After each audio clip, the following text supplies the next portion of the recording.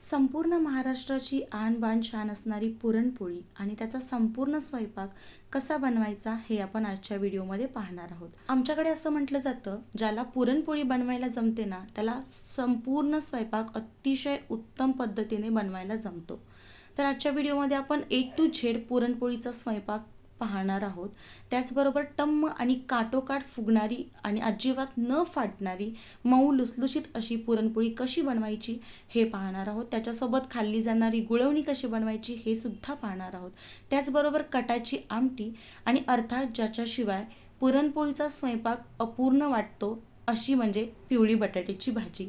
या सगळ्या गोष्टी आपण या व्हिडिओमध्ये पाहणार आहोत. सो व्हिडिओ शेवटपर्यंत पहा. व्हिडिओ आवडला तर व्हिडिओला लाईक, शेअर आणि चॅनलला सबस्क्राईब करायला सुद्धा विसरू नका. सगळ्यात अगोदर इथे गॅसवरती एका मोठ्या पातेल्यामध्ये मी पाणी गरम करण्यासाठी ठेवलेलं आहे.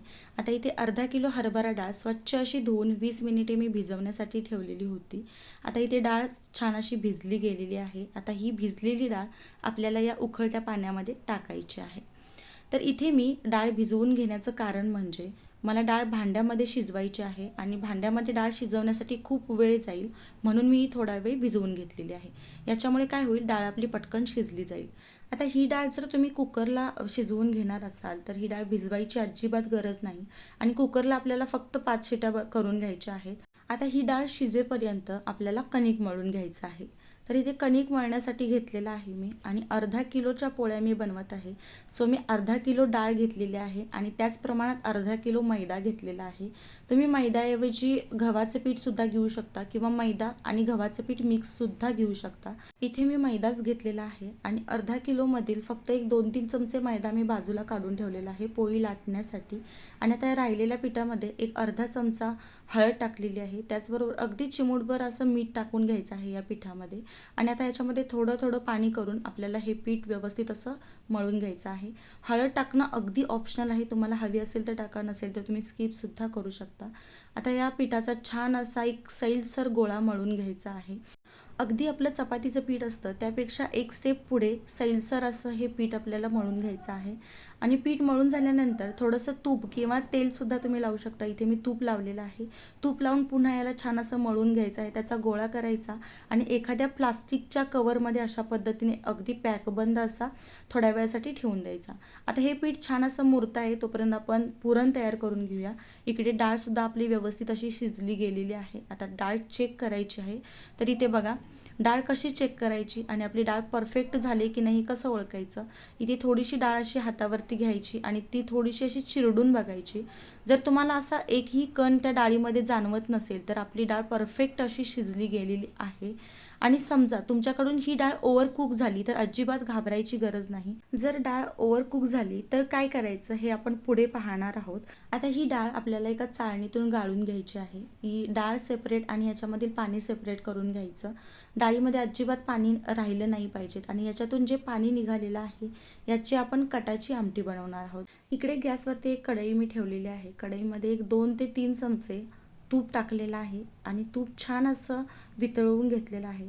तूप छान वितळल्यानंतर आता याच्यामध्ये आपण जी डाळ गाळून घेतलेली आहे ती टाकून घ्यायची आहे आणि तुपामध्ये छान अशी मिक्स करून घ्यायची आहे. या डाळीमध्ये अजिबात पाणी नसलं पाहिजेत. आता ही डाळ छान अशी तुपामध्ये मिक्स करून झाल्यानंतर याच्यामध्ये गूळ टाकूयात. तर इथे परफेक्ट प्रमाण सांगते गुळाचं तुम्हाला. तर अर्धा किलो डाळीसाठी अर्धा किलोपेक्षा थोडासा कमी गूळ घ्यायचा आहे आपल्याला. जर तुम्हाला गोड खूपच कमी हवा असेल तर तुम्ही कमी गूळ वापरू शकता. जर जास्तच हवं असेल तर थोडासा वाढवू शकता. पण याचं परफेक्ट प्रमाण अर्धा किलोला अर्धा किलोपेक्षा थोडासा कमी गूळ असा आहे. आता हा गूळ या डाळीमध्ये छान असा मिक्स करून घ्यायचा. ह्याला छान असं पाणी सुटेपर्यंत हे हलवत राहायचं अधूनमधून. अजिबात याला खाली लागू द्यायचं नाही आहे, नाहीतर मग काय होतं, आपली पोळी जी आहे ती फाटू शकते जर ही डाळ आपली करपली गेली तर. आता या गुळाला छान असं पाणी सुटत आलेलं आहे, बघू शकता. आता याच्यामध्ये टाकूया एक 1.5 चमचा सुंठ पावडर, थोडंसं जायफळ, अगदी थोडंसं जायफळ किसून टाकायचं आहे. जर जास्त झालं तर याचा कडवटपणा या पोळीमध्ये येऊ शकतो. आणि जायफळ टाकायचं कारण म्हणजे आपल्याला पोळी छान अशी जिरते जायफळमुळे. त्याचबरोबर एक अर्धा चमचा वेलची पूड टाकायची आहे, ज्याच्यामुळे आपल्या पोळीला खमंग असा वास सुटेल मस्त असा. आता हे सगळे जिन्नस याच्यामध्ये मिक्स करून घ्यायचे आणि आता हे पाणी जे सुटलेलं आहे ते छान असं आटेपर्यंत आणि गूळ आणि डाळ एकजीव होईपर्यंत आता हे आपल्याला आटवून घ्यायचं आहे छान असं. आता इथे तुम्हाला सांगते, जर तुमची डाळ ओव्हरकुक झालेली असेल तर अजिबात घाबरायचं नाही. डाळ जर ओव्हरकुक झालेली असेल तर इथे जेव्हा आपण ही डाळ आटवून घेतो तेव्हा ती एकदम जास्त वेळ थोडीशी आटवून घ्यायची, जेणेकरून मग त्यातलं जे पाण्याचं जे प्रमाण आहे ते कमी होईल आणि आपली डाळ थोडी सुकी सुकी होण्यासाठी मदत होईल. तर सगळ्यात महत्त्वाची स्टेप हीच आहे.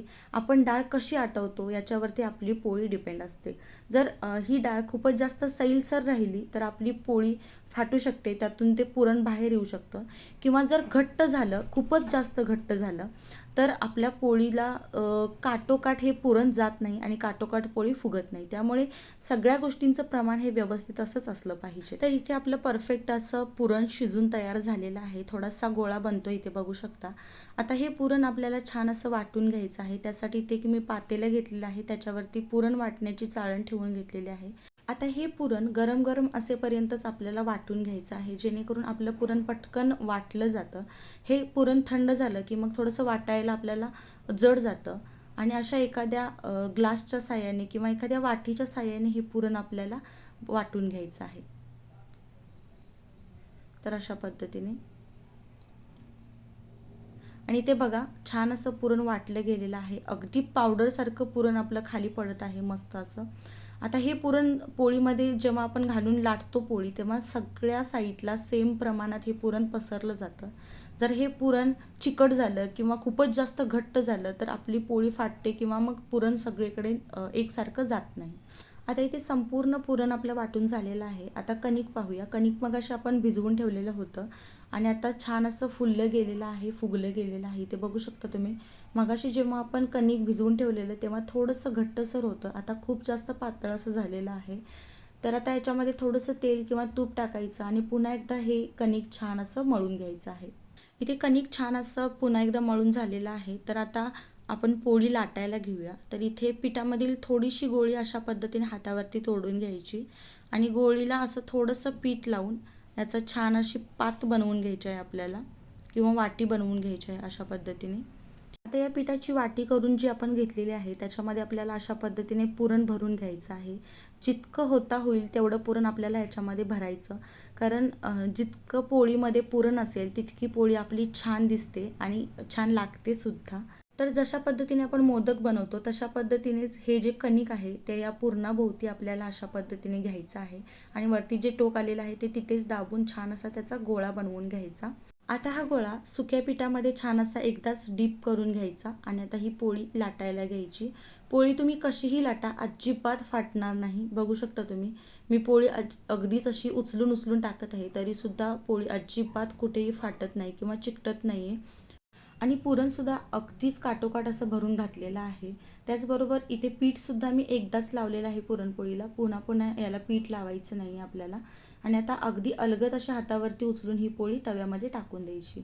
आता तव्यामध्ये एका बाजूने थोडीशी पोळी भाजली गेली की याला पलटवून घ्यायची. आता इथे पलटवून घेतल्यानंतर पोळी थोडी थोडी फुगायला सुरुवात झालेली आहे बघू शकता. आता थोडंसं तूप लावून घ्यायचं वरच्या बाजूने आणि आता पोळी पुन्हा एकदा पलटवून टाकायची. वाव, जबरदस्त अशी फुगली जाते ही पोळी बघू शकता. अतिशय टम्म काठोकाठ अशी फुगते पोळी आणि पुरण जे आहे आतमधलं ते सगळीकडे सेम प्रमाणात पसरलं जातं जेव्हा आपली पुरणपोळी छान अशी टम्म फुगते. आणि पुरणपोळी जास्त वेळा आलटी-पलटी टाकायची नाही, फक्त 2 किंवा 3 वेळा जास्तीत जास्त ही पोळी आपल्याला पलटवून घ्यायची आहे. अजून एक पोळी तुम्हाला मी छान अशी भाजून दाखवते, नाहीतर तुम्ही म्हणाल की एकच पोळी फुगलेली होती आणि ती मी तुम्हाला दाखवली. तर ही सुद्धा पोळी जी टाकलेली होती मी ती सुद्धा छान अशी फुगायला सुरुवात झालेली आहे. आणि इथे तुम्हाला एक गोष्ट दिसली असेल की मी जो तवा यूज केलेला आहे पुरणपोळीसाठी तो एकदम वेगळा असा तवा आहे. म्हणजे हा तवा भाकरीसाठी वापरला जातो आमच्या गावी. आता हा तवा सगळ्यांकडे असेलच असं नाही, तर जर तुमच्याकडे पॅन असेल किंवा चपातीचा तवा असेल तर त्याच्यामध्ये सुद्धा ही पुरणपोळी तितकीच छान पद्धतीने फुगली जाते. मी तुम्हाला ती सुद्धा दाखवते. तर इथे बघू शकता अगदी काठोकाठ टम्म अशी फुगलेली आहे पुरणपोळी. वाव, दिसायला सुद्धा इतकी छान दिसते आणि मऊ लुसलुशीत अशी ही पोळी होते. ही पोळी फ्रीजमध्ये न ठेवता रूम टेम्परेचरवरती अगदी 3 दिवसांपर्यंत छान अशी टिकते. आता एका वेगळ्या तव्यामध्ये तुम्हाला दाखवते. हा लोखंडाचा तवा आहे, जो मी चपातीसाठी वापरते. तर याच्यामध्ये सुद्धा तुम्हाला पोळी बनवून दाखवते. ही सुद्धा पोळी छान अशी फुगली जाते. पण जो तवा मी मगाशी वापरलेला आहे, अगोदर वापरलेला आहे, तो भिड्याचा तवा आहे आणि त्याचं वैशिष्ट्य म्हणजे तो तवा खूप जास्त असा खोल असतो. त्यामुळे पोळीचे किंवा भाकरीचे काठ अतिशय छान पद्धतीने असे भाजले जातात. आता इथे पोळी फुगल्यानंतर याचे काठ उचलले जातात, पण त्या तव्यामध्ये ते काठ तव्याला चिकटले जातात आणि काठ छान असे भाजले जातात. तर इथे ही सुद्धा पोळी आपली छान अशी फुगलेली आहे. तर इथे छान अशा सगळ्या पोळ्या माझ्या बनवून झालेल्या आहेत. आता कटाच्या आमटीसाठी लागणारं वाटण बनवते. तर इथे एक मोठ्या आकाराचा कांदा बारीक स्लाईस करून घेतलेला आहे आणि एक मोठ्या आकाराचा टोमॅटोसुद्धा बारीक स्लाईस करून घेतलेला आहे. दोन्ही गोष्टी छान अशा लालसर होईपर्यंत तव्यामध्ये भाजून घेतलेल्या आहेत. टोमॅटो कांदा छान असा लालसर झाल्यानंतर तो मिक्सरच्या भांड्यामध्ये काढून घेतला आणि त्याच तव्यामध्ये बारीक स्लाईस केलेले सुक्या खोबऱ्याचे काप घालून घेतले. त्याच्यामध्येच एक 7 ते 8 लसूण पाकळ्यासुद्धा चिरून टाकलेल्या आहेत. आता या दोन्ही गोष्टीसुद्धा छान अशा लालसर होईपर्यंत भाजून घ्यायच्या आहेत. आता त्याच तव्यामध्ये 1 चमचा जिरे, 2 मोठे चमचे पांढरे तीळ आणि 1 चमचा खसखस हे सगळे जिन्नससुद्धा आपल्याला परतवून घ्यायचे आहेत आणि हे जिन्नस छान असे भाजले गेल्यानंतर ते सुद्धा मिक्सरच्या भांड्यामध्ये काढून घ्यायचे आहेत. आता इथे आपण काय करतो, कोथिंबीरची पानं घेतो आणि त्याचे देठ आपण टाकून देतो. पण अशा पद्धतीचे वाटण बनवताना हे देठ अजिबात टाकून द्यायचे नाहीत. हे जे देठ आहेत ते त्या वाटणामध्ये टाकायचे आणि जी पानं आहेत ती आपण वरती गार्निशिंगसाठी वापरू शकतो. तर आता हा मसाला छान असा मिक्सरमधून फिरवून घ्यायचा. आता इकडे गॅसवरती एका पातेल्यामध्ये 3 मोठे चमचे तेल गरम करून घेतलेलं आहे. तेल छान असं गरम झाल्यानंतर याच्यामध्ये 7 ते 8 लसूण पाकळ्या छान अशा ठेचून टाकायच्या आहेत. आता याच्यामध्ये बारीक चिरलेला कांदासुद्धा टाकायचा आहे आणि आपण कटाची आमटी बनवणार आहोत, त्यासाठी आपल्याला तेल थोडंसं जास्तच टाकायचं आहे. आता हे कांदा आणि लसूण छान भाजली गेल्यानंतर त्याच्यामध्ये अर्धा चमचा हळद टाकायची आहे. हळदसुद्धा छान अशी तेलामध्ये भाजून घ्यायची आहे.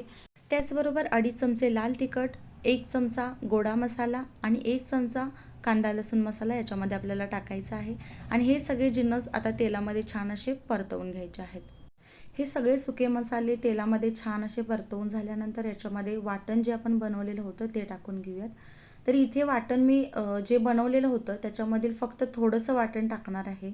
याचं कारण म्हणजे मगाशी माझ्याकडून एक गोष्ट राहून गेली, ती म्हणजे जेव्हा आपण ती डाळ गाळून घेतो तेव्हा त्याच्यातील अगदी थोडीशी म्हणजे एक पळीभर डाळ आपल्याला बाजूला ठेवायची असते आणि ती डाळ आपल्याला ह्या वाटणामध्ये टाकून वाटून घेऊन ती या कटाच्या आमटीमध्ये वापरायची असते, जेणेकरून आपली जी कटाची आमटी आहे त्याला थोडासा दाटसरपणा येईल आणि ती गोष्ट माझ्याकडून राहून गेली. तुम्ही जेव्हा कटाची आमटी बनवाल तेव्हा ती गोष्ट अजिबात विसरू नका, की जेव्हा आपण डाळ गाळत असतो तेव्हा त्याच्यातील एक पळीभर डाळ आपल्याला बाजूला ठेवायची असते. त्यामुळे आपल्या डाळीला एक छान अशी चव येते आणि दाटसरपणासुद्धा येतो. आता इथे मसाल्याला छान असं तेल सुटल्यानंतर त्याच्यामध्ये डाळीचं पाणी टाकून देऊयात आणि त्याच्यामध्ये चवीनुसार मीठ टाकूयात आणि थोडीशी बारीक चिरलेली कोथिंबीरसुद्धा टाकूयात आणि छान अशी याला उकळी काढून घेऊयात. आणि अजून एक महत्त्वाची गोष्ट म्हणजे या कटाच्या आमटीमध्ये कढीपत्ता टाकणे खूप गरजेचे आहे. कढीपत्त्यामुळे या आमटीची टेस्ट खूप छान येते. तर मी मगाशी फोडणीमध्ये टाकायचे विसरले, म्हणून मी पुन्हा एकदा त्याच्यावरती कढीपत्त्याची छान अशी फोडणी टाकलेली आहे किंवा दिलेली आहे आणि आत्ता याला छान असा लूक आलेला आहे. बघू शकता तुम्ही, छान असा कट सुटलेला आहे. वाह, जबरदस्त. आणि आता ज्याच्याशिवाय आपल्या पोळीचा स्वयंपाक अपूर्ण वाटतो ती भाजी म्हणजे बटाट्याची पिवळी भाजी. तर त्यासाठी इथे मी कढई ठेवलेली आहे. कढईमध्ये 1 चमचाभर तेल गरम करून घेतलेलं आहे. त्याच्यामध्ये जिरे, मोहरी, कढीपत्ता त्याचबरोबर बारीक चिरलेली खूप सारी हिरवी मिरची टाकलेली आहे आणि हे सगळे जिन्नस छान असे परतवून घेतलेले आहे तेलामध्ये. थोडासा हिंगसुद्धा आपल्याला याच्यामध्ये टाकायचा आहे. आता हे सगळे जिन्नस छान असे मिक्स करून घ्यायचे आणि कांदा टाकायचा. कांदासुद्धा छान लालसर होईपर्यंत भाजून घ्यायचा. त्याच्यामध्ये थोडीशी हळद टाकली. हळदसुद्धा छान अशी तेलामध्ये भाजून घेतली.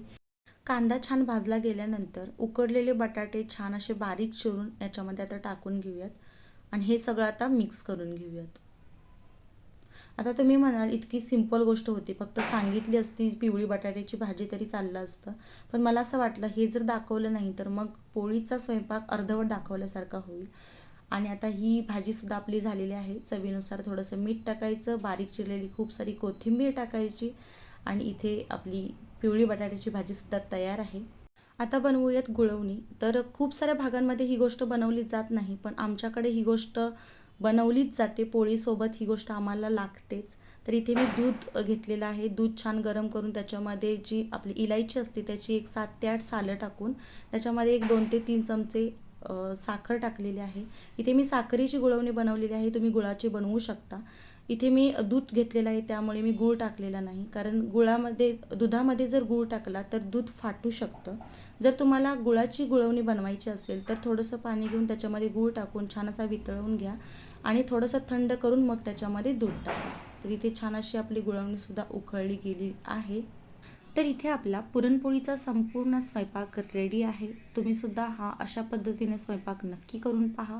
व्हिडिओ आवडला असेल तर व्हिडिओला लाईक, शेअर आणि चॅनलला सबस्क्राईब करायला सुद्धा विसरू नका. पुन्हा भेटू अशाच एका नवीन व्हिडिओसोबत. तोपर्यंत बाय.